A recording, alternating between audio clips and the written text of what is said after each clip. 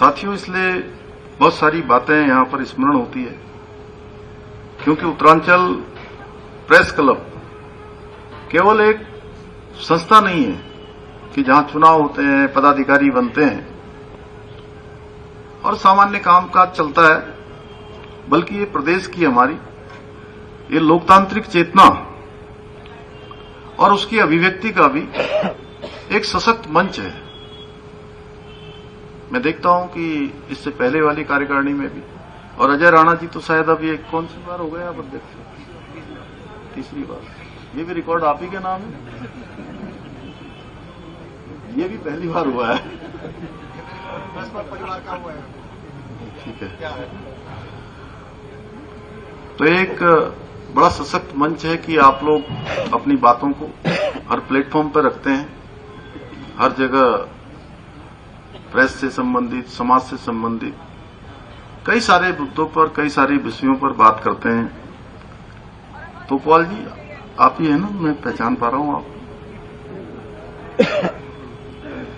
Uttaranchal press club ने सदैव अपनी गरिमा के साथ निष्पक्षता और विश्वसनीयता को बनाते हुए जो पत्रकारिता के मानक हैं उन सभी का पालन किया है, उसको अपने कार्य व्यवहार में आगे बढ़ाने का काम किया है।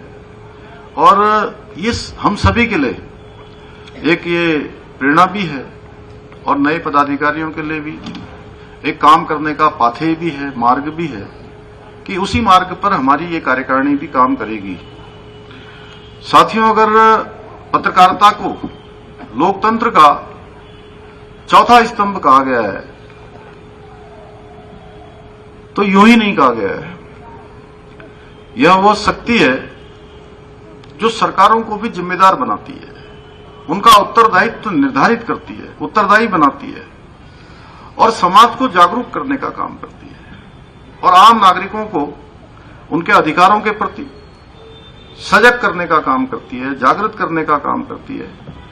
स्वतंत्र, जागरूक और जिम्मेदार पत्रकारिता सरकार और जनता के बीच एक मजबूत सेतु का काम करती है और समन्वय का काम करती है, उनको जोड़ने का भी काम करती है और संवाद स्थापित करने का एक माध्यम भी बनती है। साथियों, पत्रकार केवल समाचार का संकलन करना इतना भर वाला नहीं है, बल्कि समाज का वो दर्पण है जिसके साथ जन आकांक्षाएं भी जुड़ी हैं, उनकी आवाज है और एक व्यवस्था को दिशा देने वाला प्रहरी भी है। समाज की जागरूक आवाज है और समाज के बीच में, अपने लोगों के बीच में अपनों की आवाज कैसे पहुंचे, उसका एक बहुत बड़ा माध्यम हमारे पत्रकार साथी होते हैं। सरकार की जन कल्याणकारी योजनाओं को जनता तक पहुंचाना हो, जनता की समस्याओं को सरकार तक लाना हो, इन दोनों महत्वपूर्ण दायित्वों का निर्वहन आप जैसे हमारे सभी कर्तव्यनिष्ठ पत्रकार साथियों के मजबूत कंधों पर है।